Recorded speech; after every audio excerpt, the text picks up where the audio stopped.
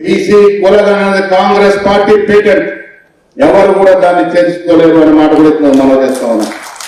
ఇవాళ మీరు మాట్లాడుతూ ఉన్నారు కులగణన నుంచి, బీజేపీ మాట్లాడుతూ ఉంది, కేటీఆర్ మాట్లాడుతుండ్రు, కేసీఆర్ మాట్లాడుతున్నారు. అసలు దానికి అంకురార్పణ చేసింది ఎవరు? రాహుల్ గాంధీ కదా. దాన్ని ముందుకు తీసుకోమని చెప్పింది ఎవరు? ఎన్నికల ముందు రేవంత్ రెడ్డి, మహేష్ గౌడ్ కదా. మరి బీసీ కులగణన గురించి మాట్లాడే హక్కు అటు బీజేపీ కానీ బీఆర్ఎస్ పార్టీకి ఎక్కడిది అనే మాట కూడా నేను ఈ సందర్భంగా మనవి చేస్తా ఉన్నాను. కాంగ్రెస్ పార్టీ గొప్పతనం నేను మీ అందరికీ కూడా కోరుతా ఉన్నాను. బీసీలు కానీ, ఎస్సీలు కానీ, ఎస్టీలు కానీ, మైనార్టీలు కానీ, అగ్ర వర్ణాలు కానీ రాహుల్ గాంధీతో చేతులు కలుపుదాం, కాంగ్రెస్ పార్టీకి సహాయ సహకారాన్ని అందిస్తాం.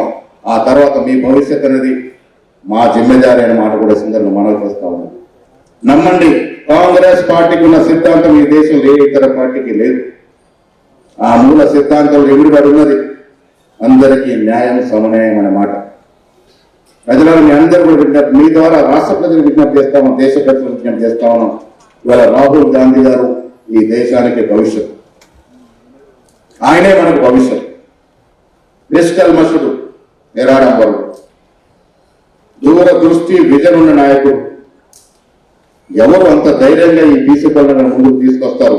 ఆ ధైర్యవంతునికి మనం బాధ్యతగా నిర్వాల్సిన అవసరం ఉందనే మాట కూడా ఈ సందర్భంగా మనవి చేస్తా ఉన్నాం.